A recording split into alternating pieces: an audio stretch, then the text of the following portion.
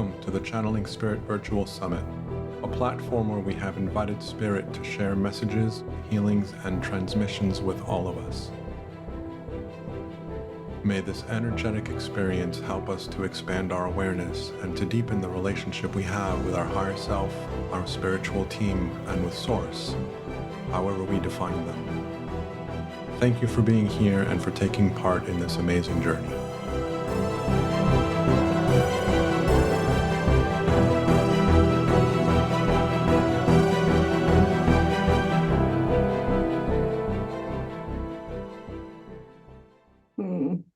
Okay, so welcome to the Channeling Spirit Virtual Summit. My name is Daniel Martinez Stahl.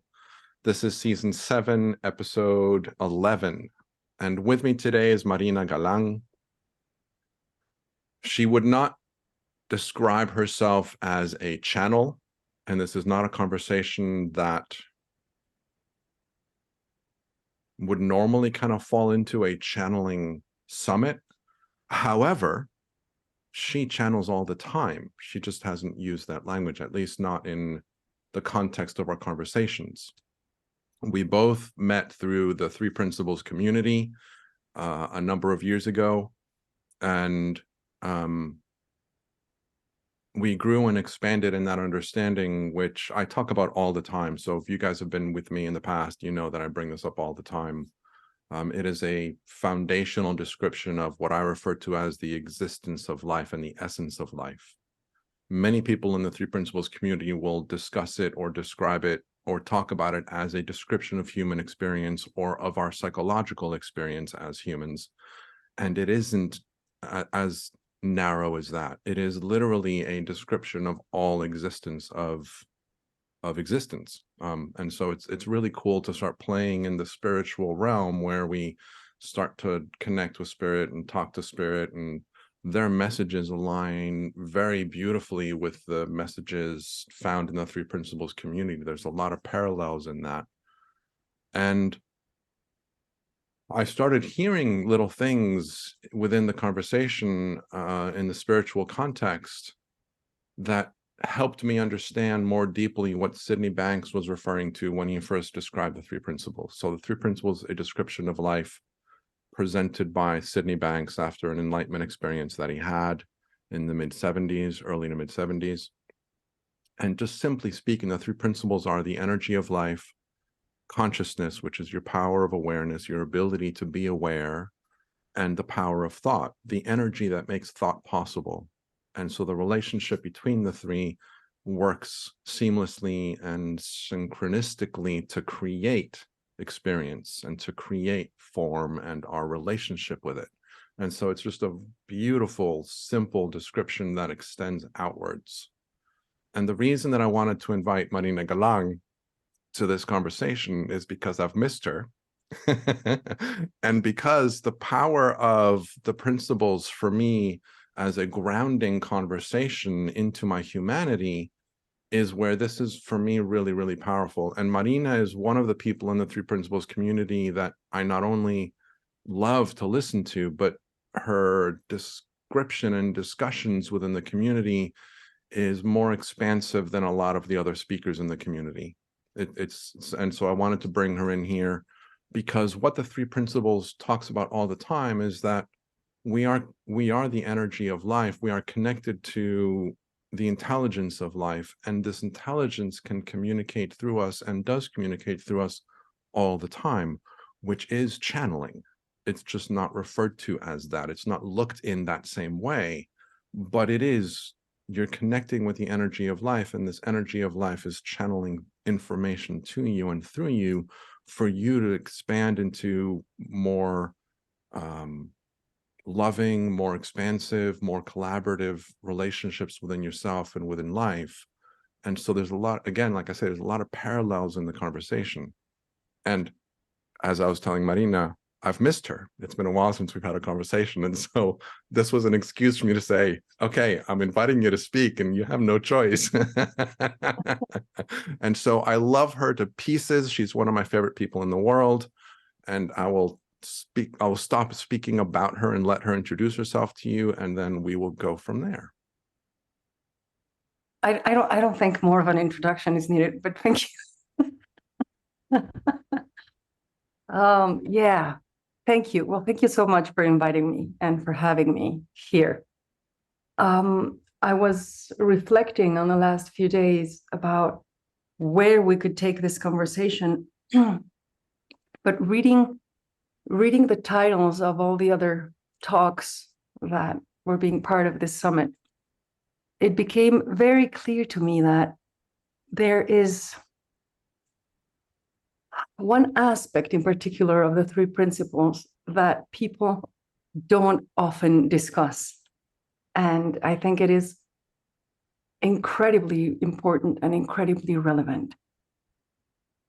Like Daniel was describing, the three principles starts out as a description of life. But being a description of life, it is a description of everything that is happening, everything in life, and everything through life as well. But the three principles conversation is also referred to commonly as an understanding of the mind. And so we explore how the mind functions, which is parallel to how life functions, which is parallel to how wisdom functions, which is parallel to how spirit functions. So everything functions exactly the same way. And hence, the understanding of the mind becomes a spiritual understanding. And that is often the point where a lot of people in the three principles community stop. They are happy to describe how the mind works, and they are happy to talk about consciousness and thought and mind, but they hesitate when it comes to going fully into the mind is spiritual. The mind is a spiritual expression. That's all it is. And so the way I understand what Daniel was speaking about just now is, yes, we are in life and we are being informed by that intelligence, which we call life, just like everything else is being informed. But not because we are separate from it. So we are not being informed as separate entities of life, but we are also an expression of that life, of that intelligence, of that spirit. And as expressions of it, we cannot separate ourselves from it. We cannot not be informed 24/7, every single breath by it. The image that often comes to mind is like a very, very deep current in the ocean. So what is a current in the ocean? It's just a movement. And as a movement, it can be understood separately, but it cannot be understood separately because it is a movement of the same thing. Is it being informed by the ocean? Yes, it is being informed by the ocean, but it is also being informed by gravity and the moon and the rotation of the planet. It is being informed by everything. And it goes on for a while. It can gain strength, it can disappear, it can reappear again. And in that sense, understanding ourselves as an expression of life, we cannot not channel, but we can, it is not only channeling as in I am receiving information and I am expressing that information. No, I am being that information and I am expressing that information through my being 100% of the time.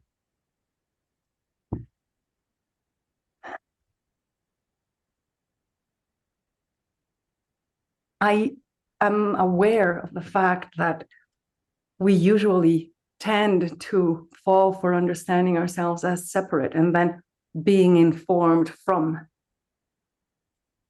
But if you start observing the way nature works, and by nature, I mean absolutely everything, you will see that nothing can be separate from it. So the tree is there, but the roots are being informed to grow towards humidity, and the branches are being informed to grow in the perfect pattern so that the leaves can receive as much sunlight as they need, and etc., etc., etc.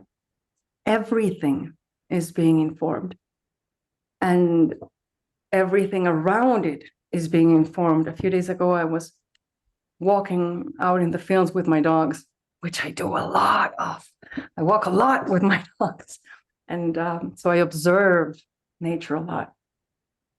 I was surprised by a gush of wind. You know, it was just like suddenly this warm breeze, and it was blowing through the branches of the trees, and the branches of the trees were moving and the leaves were moving, and there was this beautiful sound.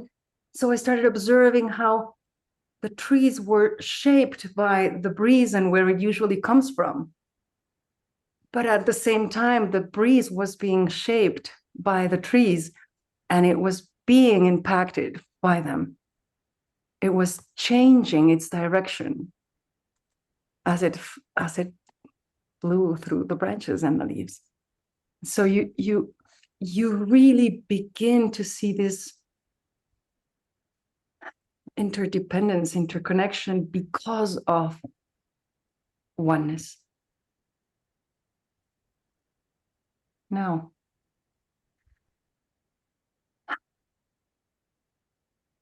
we usually talk about the mind and especially the rational aspects of our mind as opposite to spirit or separate from the spiritual realm. And when we start observing how it actually works, we see that it is also an expression of just like that deep current. And so to me, it looks more like a juxtaposition. So you have reality, which is spiritual. And then you have all these expressions in the form. And all these expressions in the form arise from the spiritual and are for a while and then go back to the spiritual. But that does not make them opposite or different from the spiritual. They are just expressions of the mind understood as spiritual gains a completely different depth from how we normally look at it. When you really begin to see the way thought appears and how the thought patterns and the thought habits start to develop, and how easily you can change that with your attention and your free will of where you put your attention. And then understanding the feedback mechanism that is the emotional system. So in the three principles understanding, feelings are a real-time feedback system that let us know whether we are using our power of thought or our personal mind aligned with the universal mind, with spirit, or not. When we are using our mind, our personal mind, aligned with the universal mind, we feel at peace. We feel good. We feel okay. whenever we use our personal mind to disalign from that, to stir from that, we suffer. Any altered state of consciousness is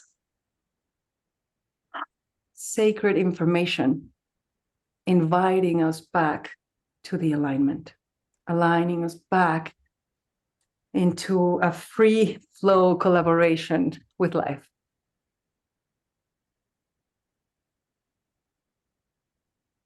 Now, there are many aspects about how the mind works that I could touch on. But the one I would like to touch on today has to be spiritual. Yes, well, I want it to be spiritual because this is about spirituality. So when we really see how lovingly, how carefully we are being guided back to alignment,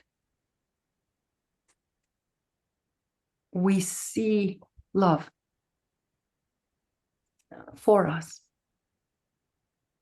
from life. So in a very literal way, we have been invited into this miraculous existence to collaborate, to create, to serve, to enjoy, to share, to be companions to each other. And we are given the free will to place our attention wherever we want. But the feedback system lets us know when that is aligned with truth and when it isn't. So, in other words, we are free to suffer if we want to, but we are always being invited back and called back to love, to alignment, to peace. There is a Tres Principios teacher called Jack Pransky who says, all we are is love, wisdom, well-being, and the ability to believe that we are not. And so, yes, at first glance, that ability to believe that we are not looks like the bad guy, right? We would do so much better if we didn't have that ability. But that ability to believe that we are not is freedom. And there is not real love without freedom.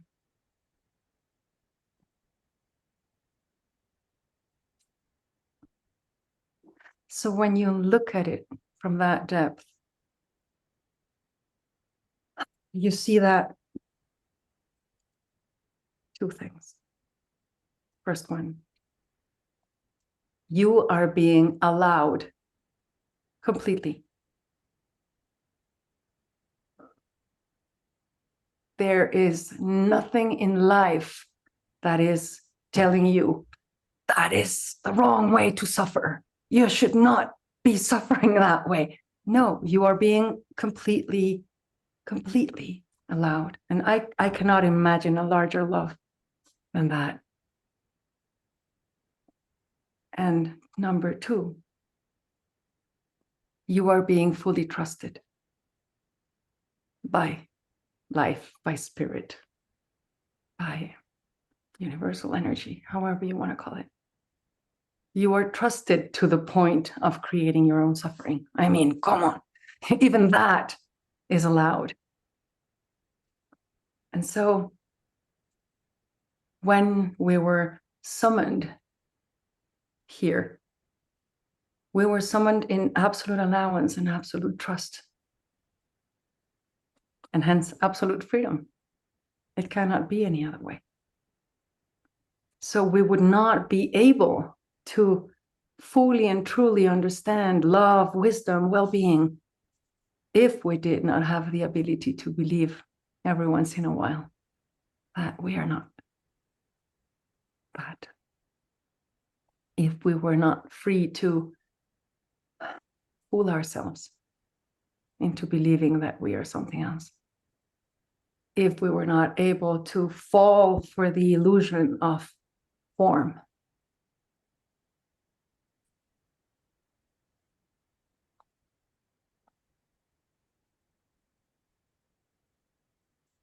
And so after really seeing, really understanding all this,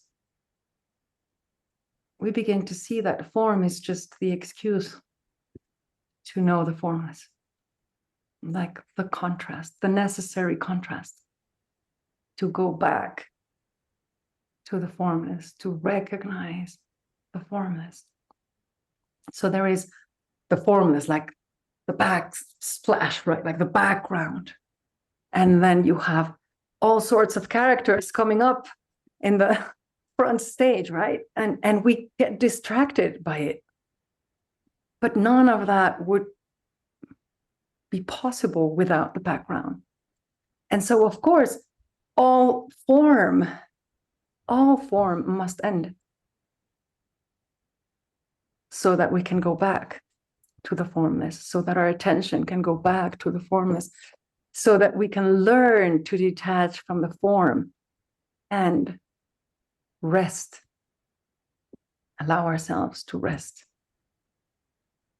in the formless, in the spirit, in truth.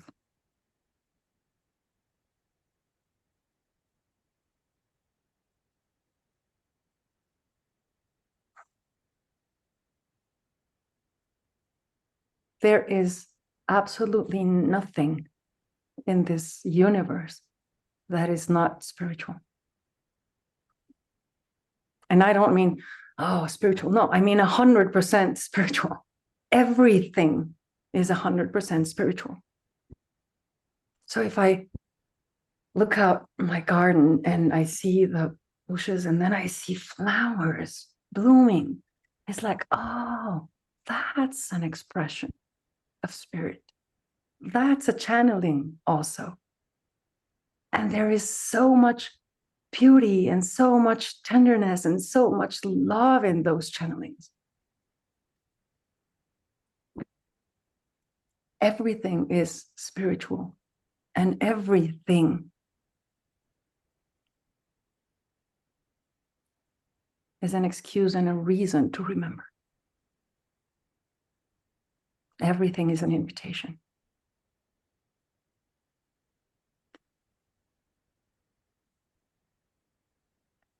I recently saw one of these memes which said, if you were waiting for a sign, this is it.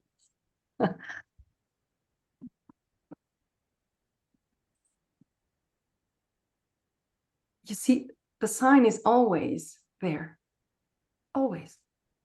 The flower can be a sign, the butterfly can be a sign, the cloud can be a sign, the way the branch is twisted can be a sign, Daniel's eyes can be a sign, or his smile can be a sign, or anything can be a sign. The sign is not out there. The sign is what gets awakened in us when we see the flower, the butterfly, the bird, the branch, the smile. What gets awakened in us is the sign. It's not out there. It can't be. If something gets awakened in you by a flower, by a butterfly, by the smile, or just because, that's enough. That's enough.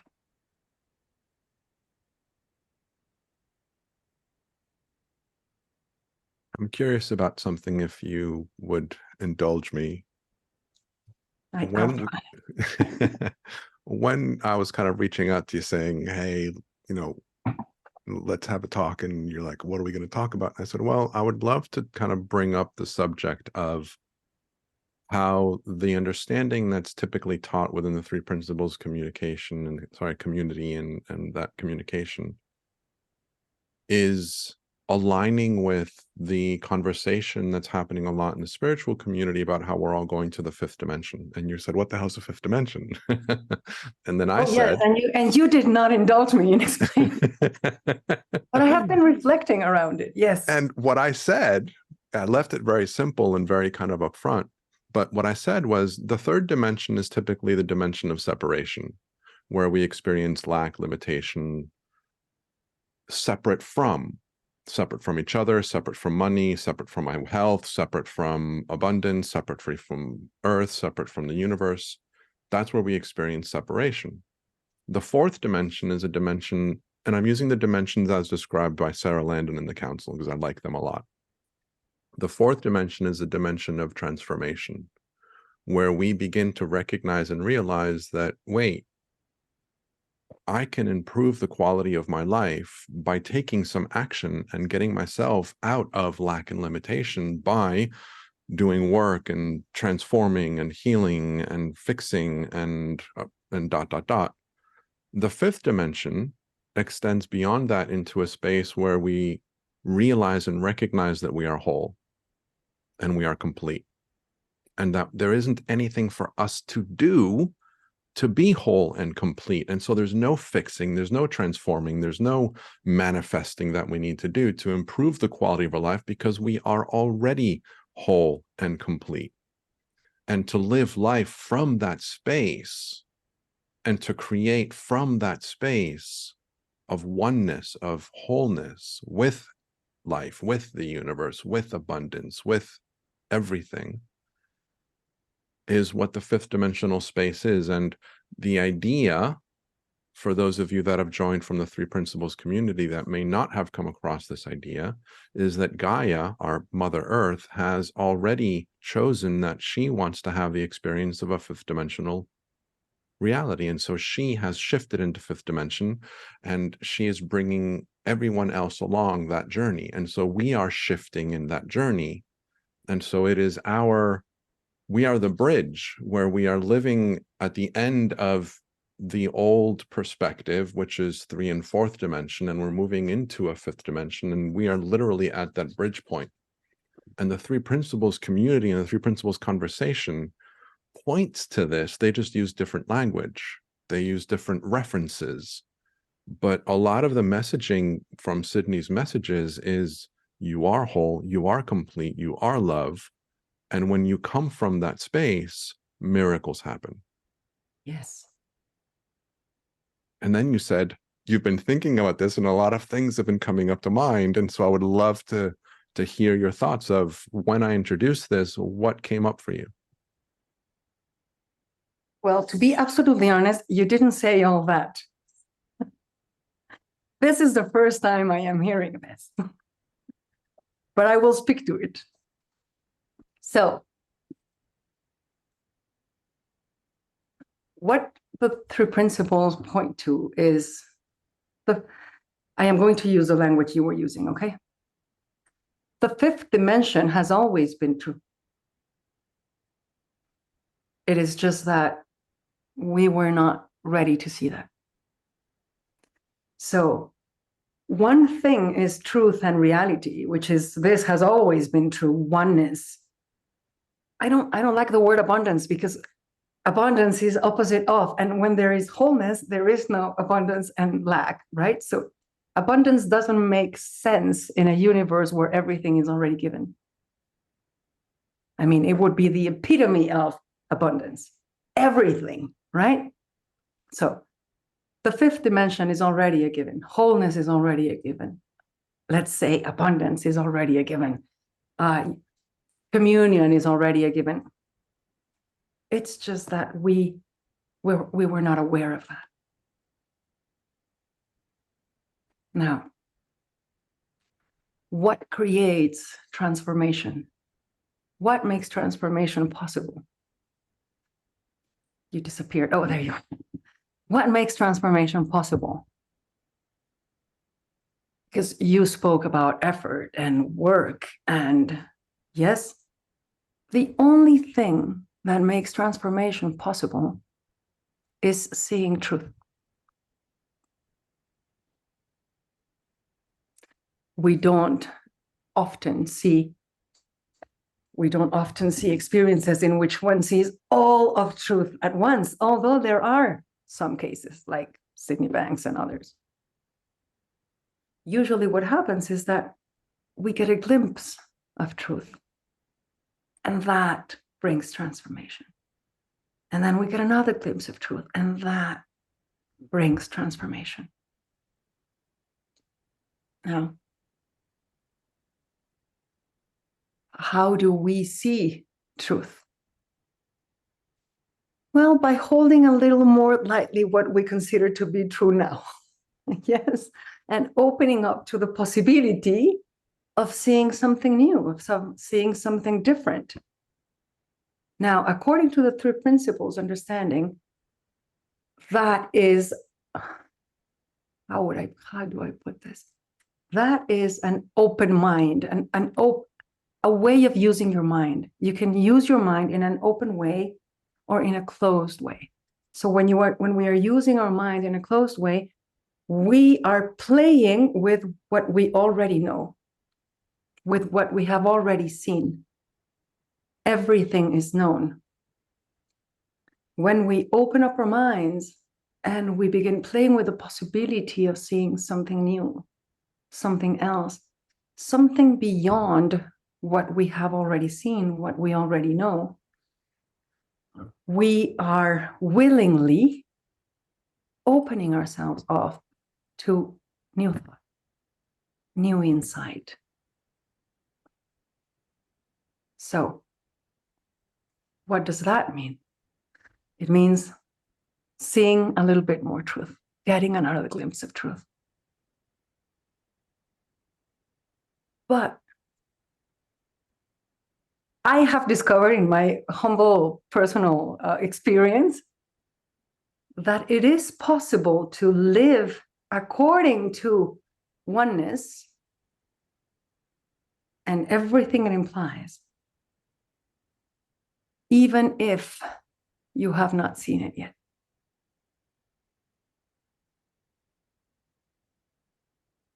And that opens up new possibilities as well, because you are somehow aligning yourself with that truth already.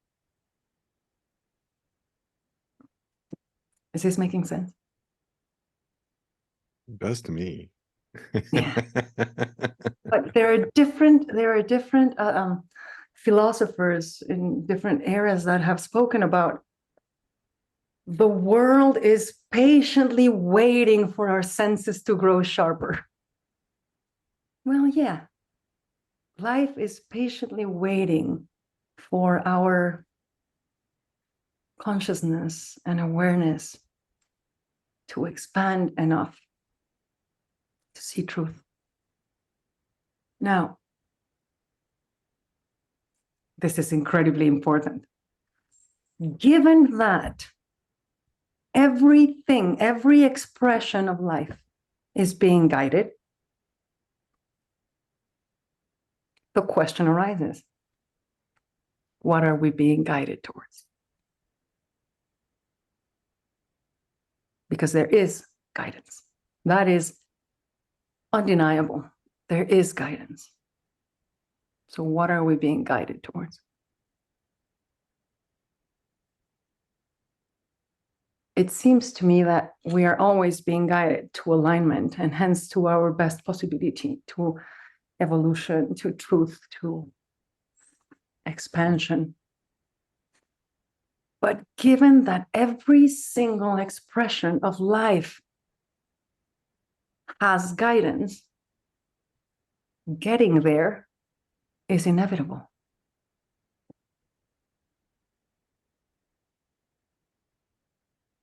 As a species, as an individual, as it might take millions and millions and millions of years, but it is inevitable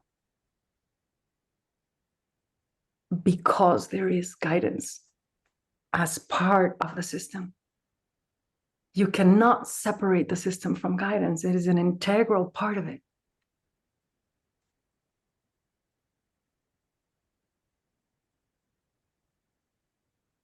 So yes, maybe Gaia is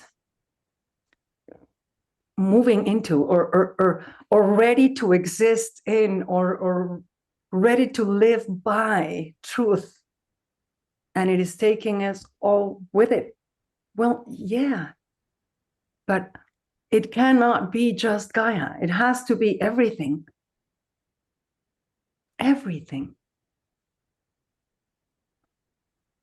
So you cannot affect a part without affecting the whole given oneness.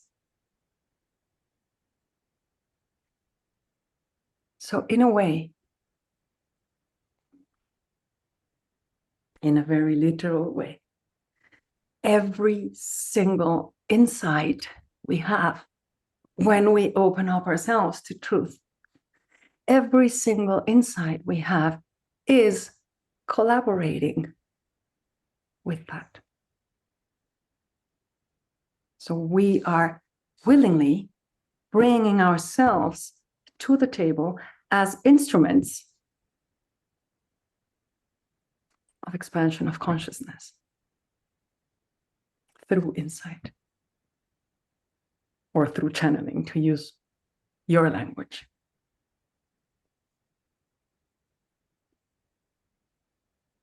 So for people that are with us live, feel free to ask questions, raise hand, anything that you would like. Cameras, be seen. We all need to be seen. We all need to be heard. We all need to interact and connect. So in the recording, it's only Marina and myself. So if you guys want to put on your cameras because you're camera shy, you don't want to be in the recording, don't worry. No one will see you. But feel free to interact with us and ask questions if you wish. Yes.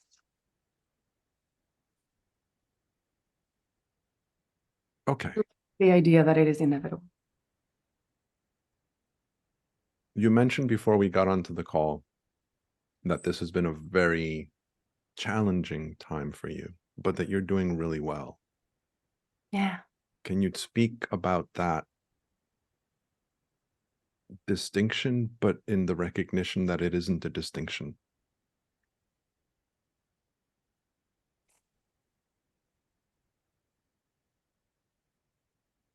So, socially speaking, whenever someone asks you, how are you doing? We usually respond referring to how the circumstances of our life are. Oh, this is happening and that is happening, and you will never believe, but this is also happening.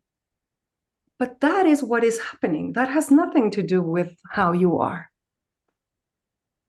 Because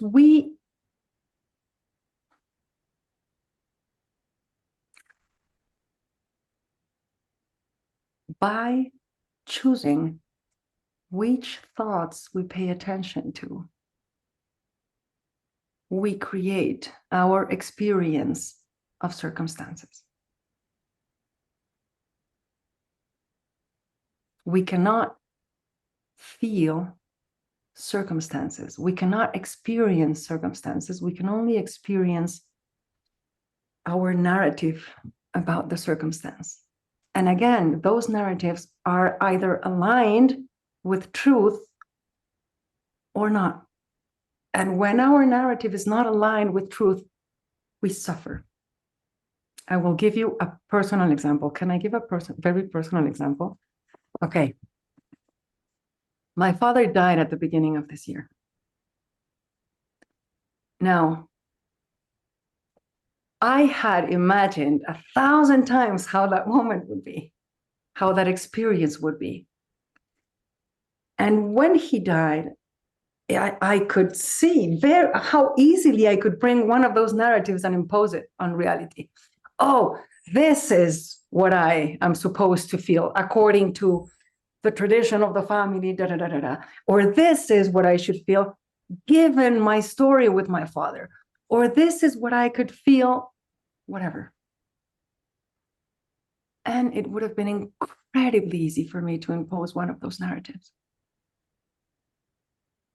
But instead of doing that, I said thank you to all the narratives that were at the door, like, thank you for coming, but you're not welcome tonight. And thank you for coming, but you're not welcome tonight.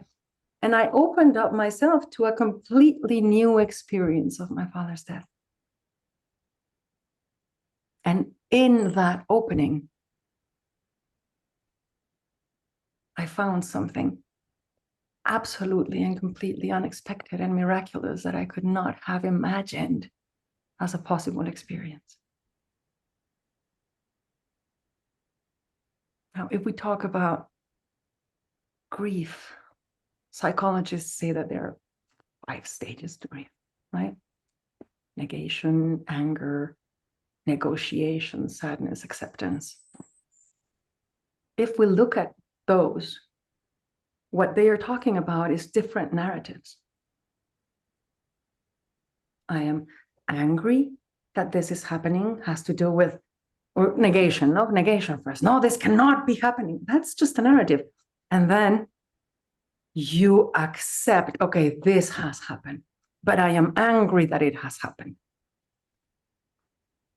That is another narrative that is more aligned with truth because it is what happened.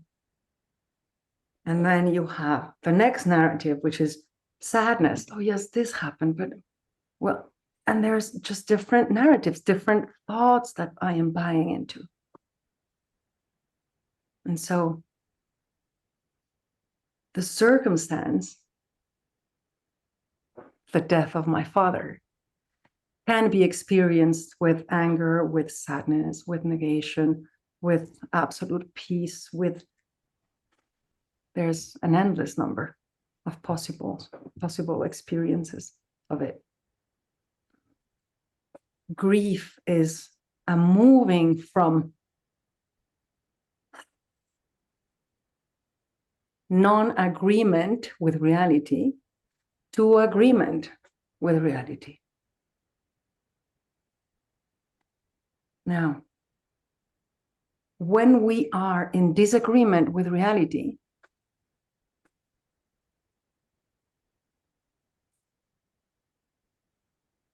wisdom, spirit, cannot inform us about reality. It can only inform us about the disagreement, because the disagreement is our reality. So it's like trying to cross from one territory to another, and the bridge is broken. If there is no agreement with reality, we need to work on the agreement with reality first. And then as we enter agreement with reality, then we can be informed about how to deal with that reality. So negation, anger, I am not being informed on how to deal with that reality. Acceptance, I am being informed on how to deal with that reality. And so new thought occurs to me. I open myself up to insight. I open myself up to information on how to best deal with what is at hand. So yes, the circumstances of my life this past year have been horrible. But I know enough about how the mind works to keep myself in agreement with reality so that I can use my mind in alignment and get the wisdom that I need to deal with this difficult circumstance. Does that answer your question? More or less, more or Well, more or less? It wasn't really a question as such as just a invitation for you to share. But yes, that was beautifully said. There's a question here from Kelly. You've mentioned truth often. How do you define truth, since we are creating from our own unique perspective in all moments? Our truth can change with a new perspective, correct? And then the second part of that is, oh, truth is what we are in alignment with, question mark. Yes. So, okay. We all create our truth. But if we treat our creation as a creation and not as the truth, we can hold it lightly and then discover more truth because we are not attached to what we have made up. Yes, so I could have made up that I needed my father terribly and I would not be able to live without him and life would not make sense anymore if he was not here. I could have made that up. And then if suddenly my father was not there anymore, I could have had that experience. Now, is that truth? No, because here I am, existing and living without my father and having all sorts of experiences around. So my made up will never be truth. Truth is where my made up came from.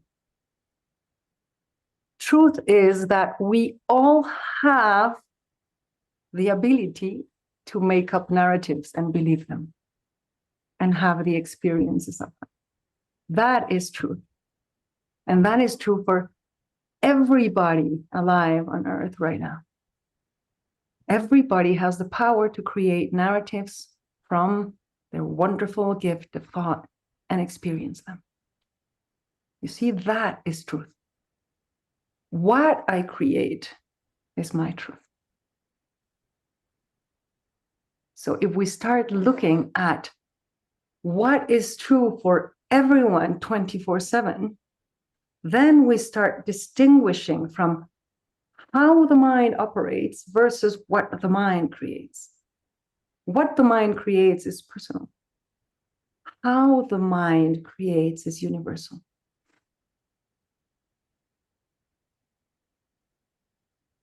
The understanding of the three principles is called an understanding because we are trying to understand how the mind operates, how life functions universally.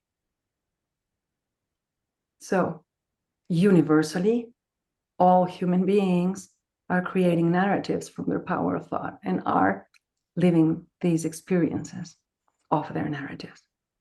Universally, even beyond human beings, every manifestation of life is being guided.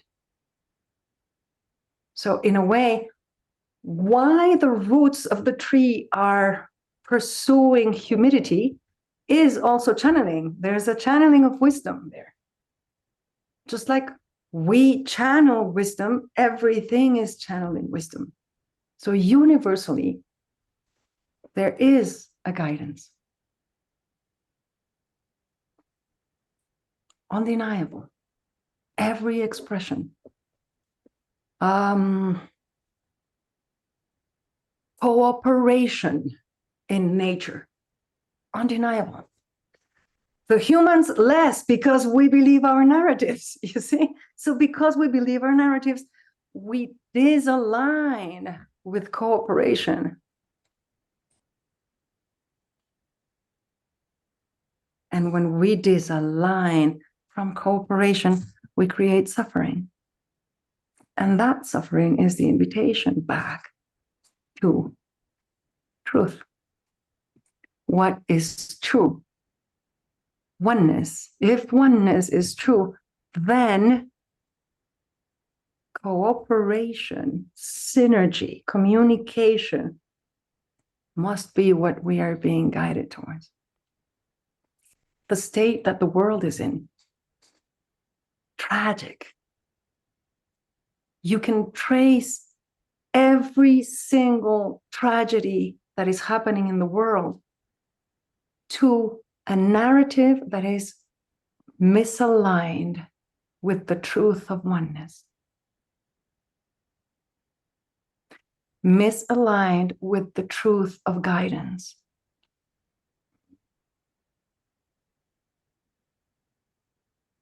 Every single one. And I want to add that it's innocent. Of course, it's innocent.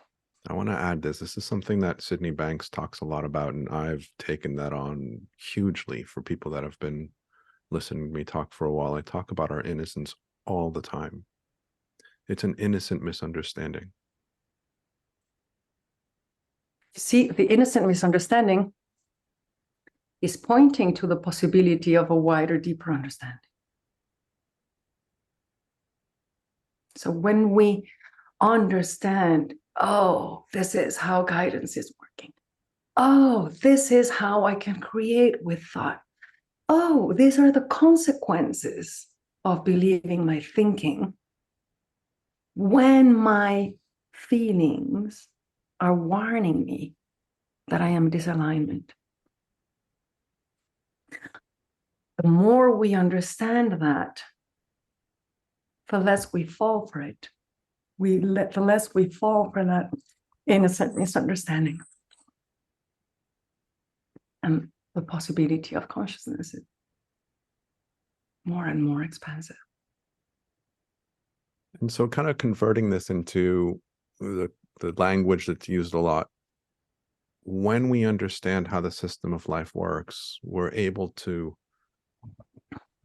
remain in a more expansive level of consciousness that gives us more access to information, that gives us more access to wisdom, and it gives us more access to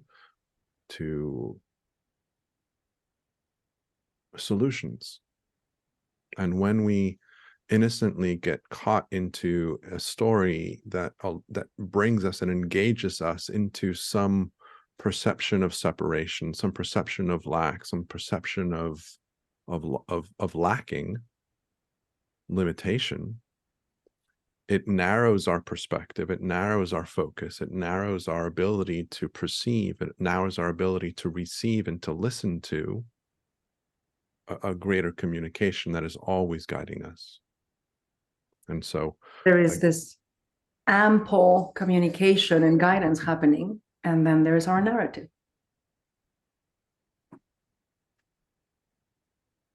And one of the things that I talk a lot about is our humans are designed to perceive that the narrative is real. That's the design of being human, is we are coming into an experience where we are engaging with the perceptual reality of life. And so it's designed to feel like Marina is the cause of my upset. It's designed to feel that things are happening to me because I'm living within a perception of a world around me, with circumstances, with ... And when we start to recognize the kind of the behind the scenes of life, we start to see this a little bit more. It gives us a different relationship with the things that happen to us. And we start to see that, oh, like Marina said in the beginning, that we don't engage with the circumstances, we engage with our interpretation of the circumstances. That's what we're engaging with. And when we start to see that even more clearly, it allows us to have a different relationship with our reactions to the circumstances, which then brings us into a more expansive perspective, which allows us to not engage with it as deeply or as narrow-mindedly. And it changes our experience into one that is more expansive, closer to love, closer to collaboration, closer to recognizing compassion and innocence and forgiveness. And it becomes effortless because we're not working at it. It's happening naturally because we're in a space where that exists naturally. And so it's not a matter of let's escape the dimension of personal and just look for the dimension of being. No, it's understanding that the human dimension implies this juxtaposition. There will always be the truth of being, and there will always be the truth of experience. But given that we create experience with our narrative, the possibilities of experience are completely wide and endless. So there are experiences and narratives that are aligned with possibility, and there are ones that are misaligned with possibility or not aligned with possibility.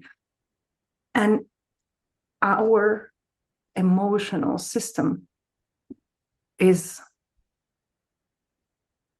the greatest gift because it allows us to know which ones are aligned and which ones aren't, and which ones we can trust and which ones we can, but you're going to create suffering for yourself and others.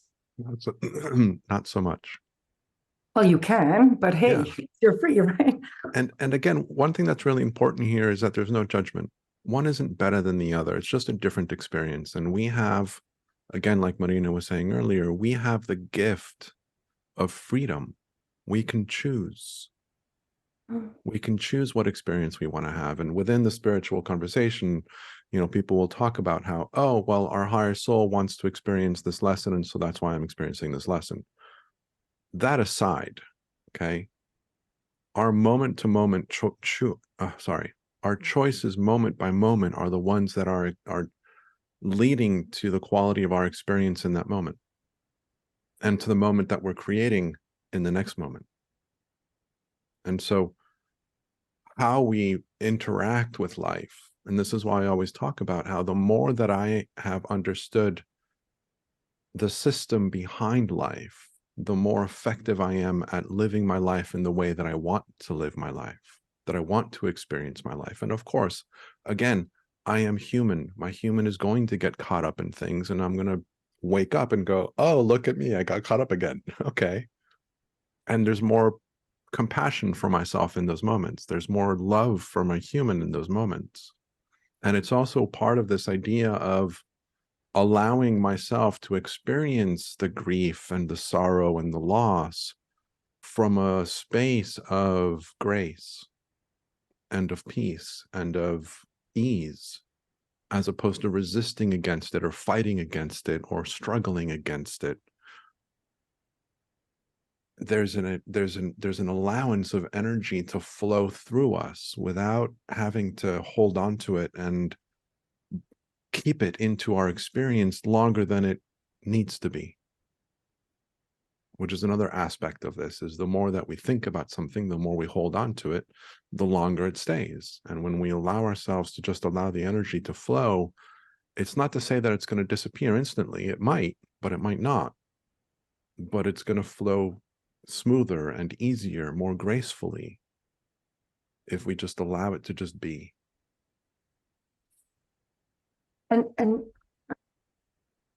it changes the relationship you have with your own experience. It changes the relationship that you have with your own thoughts. It changes the relationship you have with your own consciousness and possibilities. But it also changes your relationship with all of those in others. So, I am going to get personal again.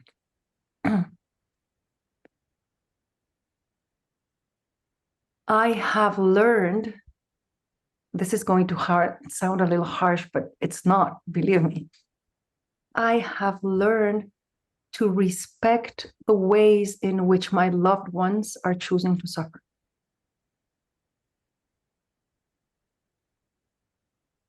And I am doing my best to point to them the fact that they are choosing it and how they are choosing it, so that they may stop if they choose to.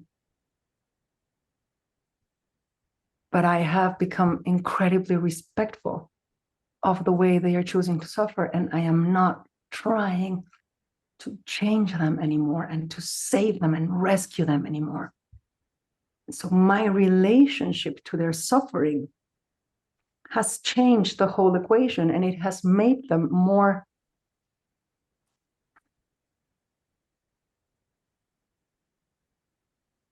what's the word?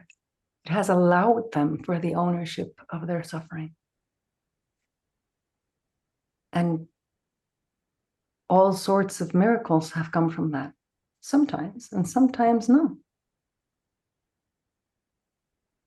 But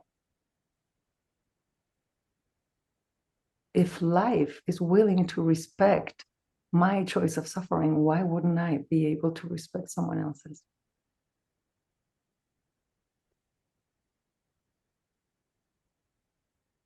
And at the same time, bringing the possibility of awareness, bringing the possibility of pointing them to understanding how it is that it is happening, so that they can see that they have other choices. But in the end, absolute respect for the way wisdom is informing them now. Because how preposterous of me to think that wisdom should inform the whole world the way it informs me so we can live at peace, right? No. There is just guidance to possibility, expansion, truth. But we are all being guided differently towards it. Callie, hopefully this answers your question about what Marina is referring to as truth, but feel free to ask a follow-up question if there's more that you would like to dig into.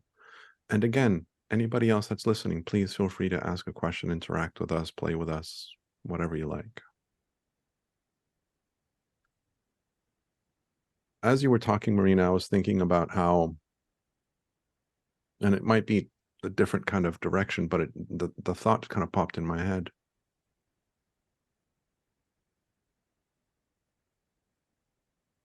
And I lost it.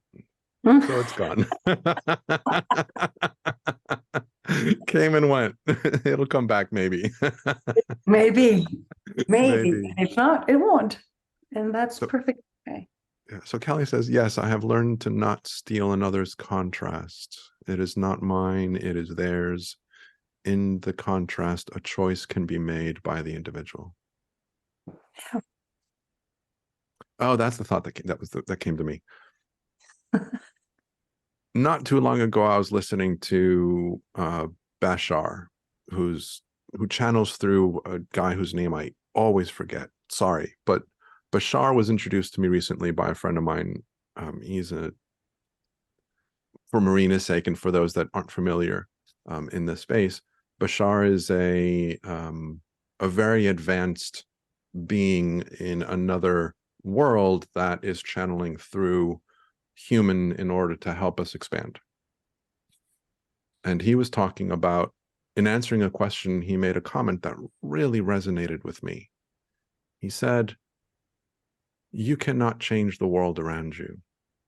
The world changes according to your level of vibration. And so you cannot change other people. Other people will change in response to you and where you are coming from.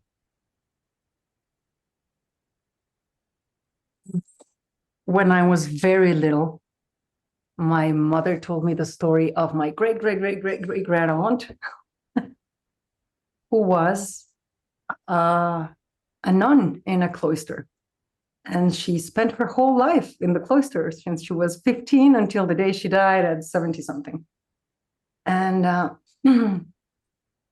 my mother had a conversation with one of her brothers, who was also a priest, and The whole point boiled down to the communion of the saints. This is a concept, right? The communion of the saints. I was like, what are you talking about?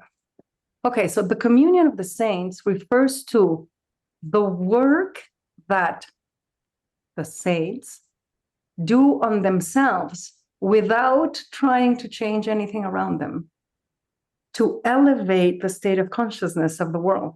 So, like the nuns in the cloister, right? Like they're just working on themselves. That's all they are doing. They are expanding, expanding, expanding. And that is the way they are collaborating with life, with spirit, with expansion, with evolution.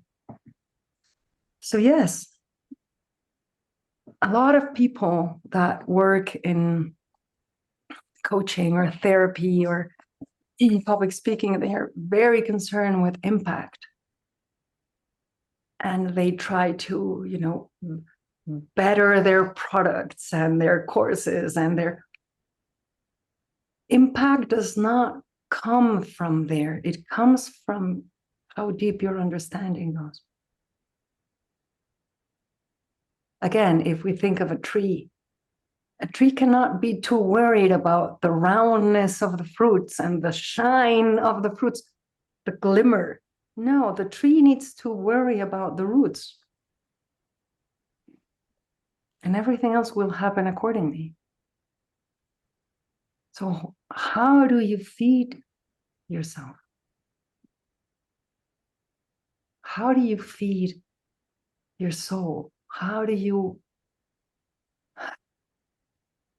take ownership of your expansion, of the depth of your understanding?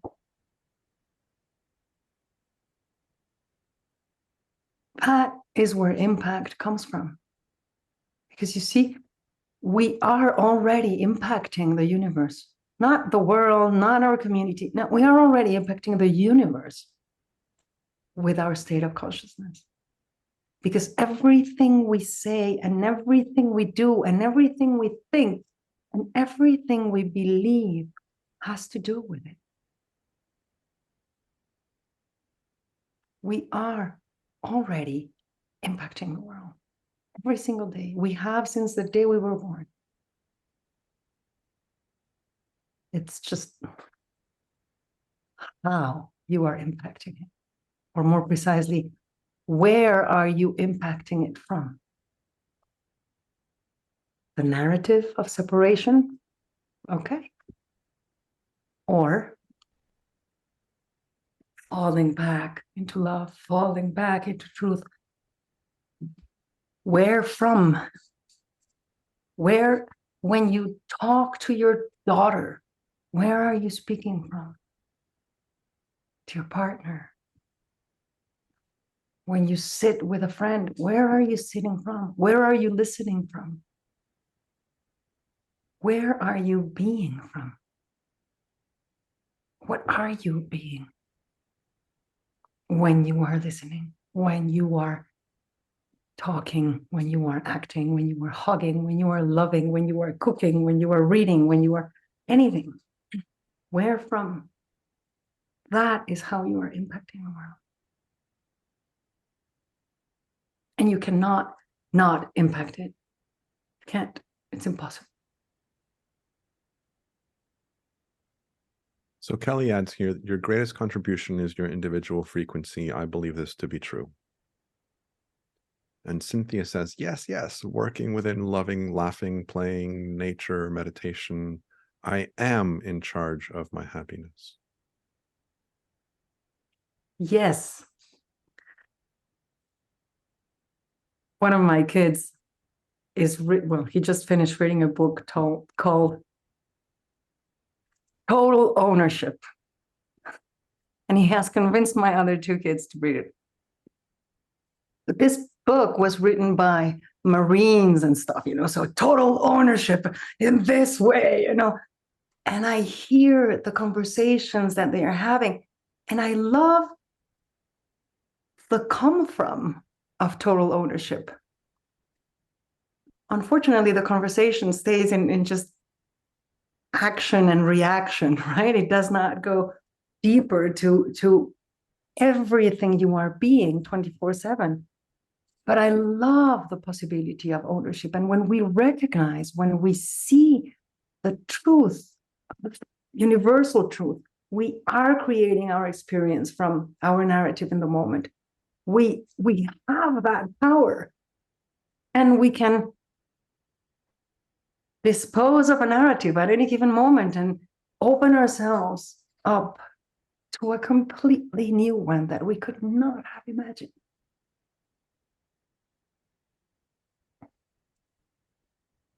I am going to get personal again. My mother is dying.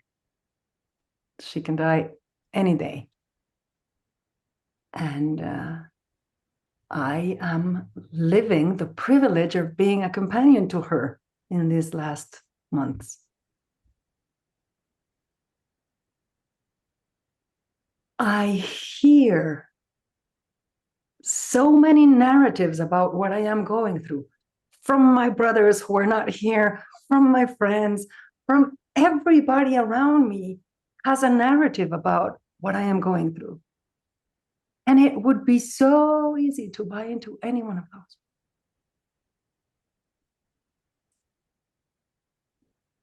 I am refusing to impose a narrative on my day-to-day life.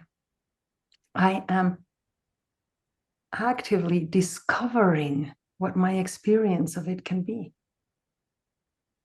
from moment to moment to moment. And that is allowing me to be present. You see? When we enter agreement with reality, that makes presence possible. And when we become present without a narrative,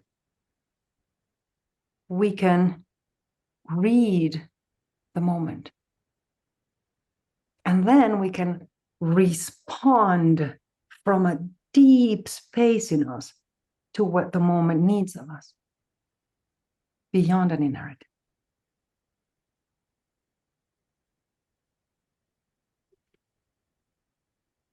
And this is what I would define as living from a fifth dimensional state of living. There you go. So no narrative, presence. Let the moment inform you of what is needed, and then respond from the deepest place possible in you to what the moment is asking. But you cannot be informed by the moment if you bring your own narrative, because then you are bringing a filter, and only what goes through your filter will be read. You know, I experience it constantly. You know, I go into my mother's room, and sometimes I bring the filter, the narrative with me without being aware of it. You know, like, I have to be here again. What else she's going to need today? And da, da, da, da, da, da. And then that is what I see. That is the only thing that my filter will allow me to see.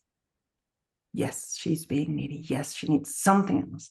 Yes, this, yes, that. See, you see how she's not kind to me, how awfully she speaks to me, how this, how that. No, if I bring that narrative with me, I have already lost the possibility of being present and reading the moment and understanding what it means of me. Narratives seem necessary when we don't know that we have everything we need to respond to the moment. That we do have what the moment will need of us. Another way of saying it is, narratives seem necessary when we don't have all the information. But we can only get all the information by being present. So the narrative seems necessary because I don't have all the information. So I bring the narrative with me, but the narrative does not allow me to get all the information.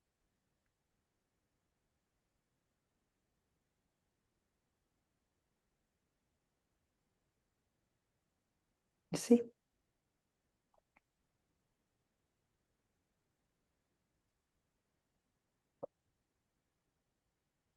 Cynthia says, let the moment define it. Love this. Thank you. No narrative, right on. I am glad it is making sense. Cynthia. And Kelly and everyone else that has participated. Narratives often come when we are operating from fear. Well, let me give you an example, similar to what Marina just said. I am finishing this call, the first episode today, and we ran quite late. And I said, I need to check in with my mother. I need to, do a few things before the next call. And so I am not rushing around, but I've got in my mind that, you know, I can't dilly-dally and just kind of hang out and do nothing. So I'm getting water, I'm, you know, putting dishes in the sink, I'm doing stuff. And my mom says, show me how to, I'm watching a movie, but I need to take a break. I don't want to lose it. What do I do? It's like, okay, well, let me show you. And I start showing her how to do it. And she starts arguing with me. And I'm like, Mom, I'm trying to describe to you what it is that you asked me to help you. And the fact that you're not listening to me and you're arguing with me about it means that I cannot describe it for you to understand it. And it was this moment of kind of an energetic kind of clash. And I just said, okay, here it is. It's simple. I'm going to leave it here. You do this, click here and go here. And then afterwards, I kind of said to her in a frustrated kind of tone, I said, you know, I find it really funny that you ask me for help and then you argue with me when I'm trying to help you, which makes it harder for me to actually help you. And now I engaged with her story. I got caught up in my narrative of how she's supposed to respond to me when I'm trying to help her. And she's not responding the way that I want. And so, oh my God, Mom, stop. And so frustration, response, blah, blah, blah. Now, I will love to be in a position within my own awareness where I can respond differently to her in those moments. What I bring to the plate with the understanding that I have is that I don't hold on to it. I don't keep the narrative alive after the fact. It just disappears and I go on with my life and I become present in what I'm doing. I don't bring it with me like a backpack. I don't kind of take it on and say, I'm going to deal with this later. So come on, you know, strap it on and bring it with me to a conversation with Marina. And so, you know, yes, I have a memory of it, but it's not something that lingers in my experience. I don't bring it with me. It's just there. And this process of learning to have a different reaction to our reactions is part of my learning, part of my journey into, you know, what Marina is speaking about, which is going into an experience without the narrative and being so open and so in the moment where there isn't a narrative that is being brought into it. I'm not there yet, but it's a beautiful place. It's a beautiful place to point ourselves towards with an awareness of this is how the system works. This is how it works. And so when I engage and I bring myself into a lower level of consciousness, it's easier for me to recognize it. It's easier for me to respond to it differently and to respond to my mother differently as well.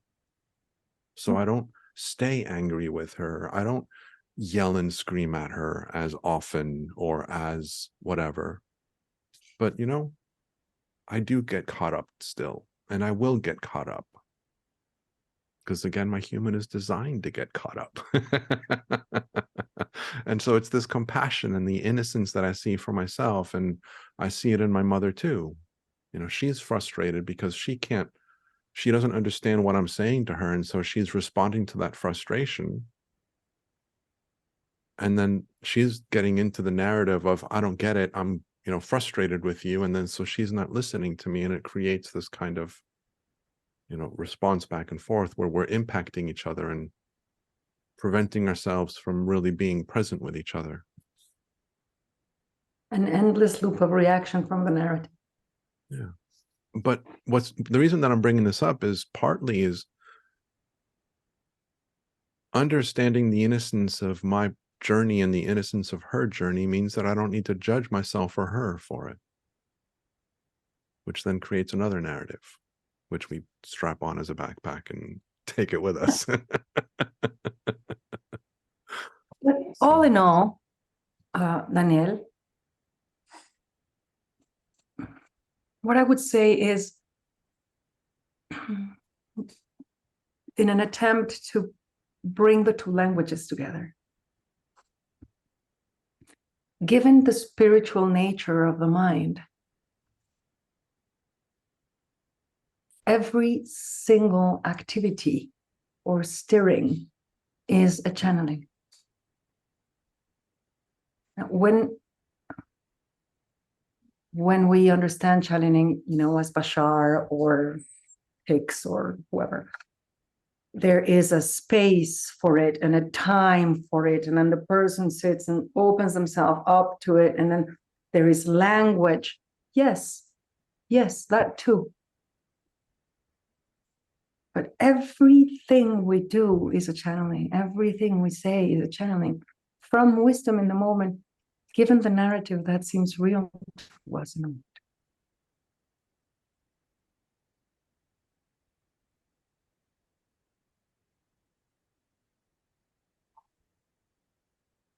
We are all doing the best we can with what seems real to us right now. So I'm aware of the time. Yes. Anybody have any questions or comments that you would like to bring up before we end this conversation with Marina? Marina, two things, in case anybody has any questions or comments that they would like to share while we're wrapping up.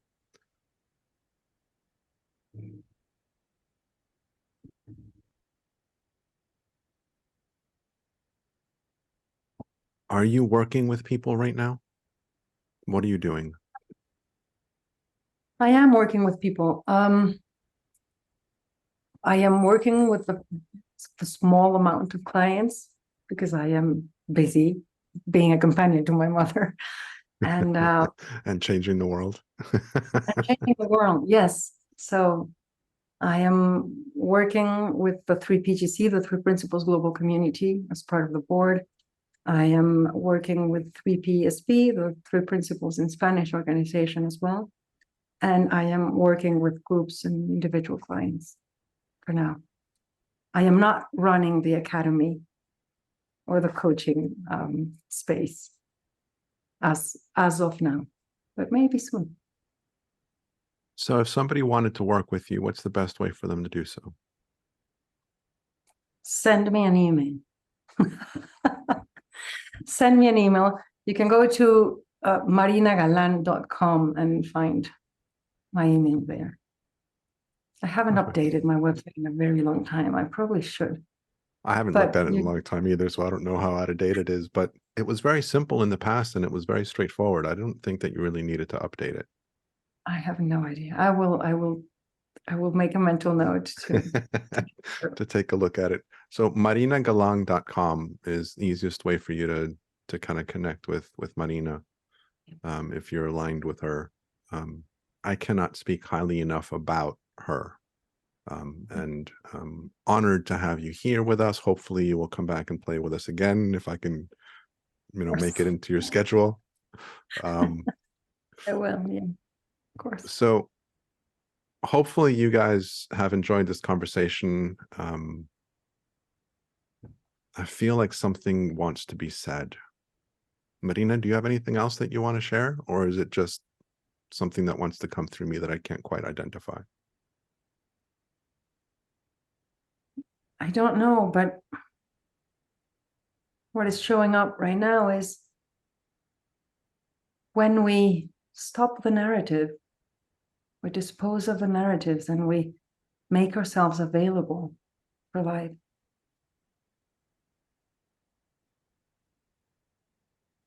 That is how miracles happen. That is how miracles happen. And everything you are left with is a deep sense of gratitude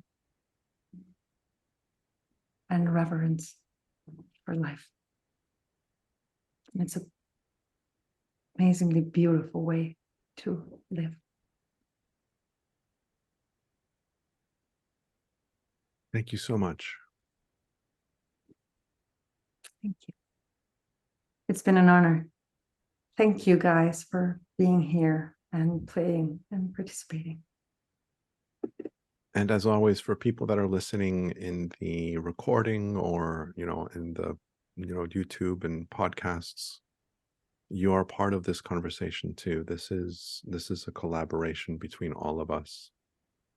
And so thank you for being here. Thank you for being part of this conversation, for allowing us to share with you, and for receiving from you as well. Yes, and for listening from a space of love and openness. So I will leave you guys for now. I'm back in 30 minutes, more or less, with Shannon Johnson, who's an old friend, and she's been part of this journey with me for a while. Those of you that have been here before will recognize her. And then I'm going to do a closing ceremony where I'm going to focus on some channeling, because I haven't channeled this season that much. And so the closing ceremony is going to be a little bit longer than normal for those of you that are with us during the day. Sorry, for the rest of the day. Oh, Bear is here. I love you, Bear. Bear I haven't is seen here. you in a very long time. Love Yeah. you. Okay. Thank you, Daniel. Thank you, Marina. Talk to you. So Okay. I will leave you guys with being spirit, being human, and simply being from love. And I will see you guys in about 30 minutes. Bye-bye.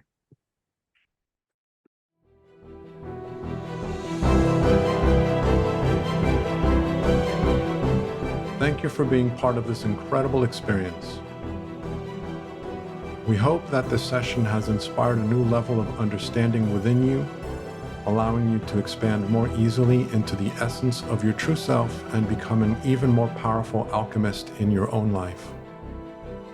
We invite you to listen to the session again and again in order to go deeper each time and expand even more. Have it be via the replays or the unlimited access package. If you have enjoyed being part of this event, we invite you to tell your friends so that they can join us in the future. We are grateful that you are here, and we thank you for co-creating this experience with us. Until next time, we leave you with being spirit, being human, and simply being from love.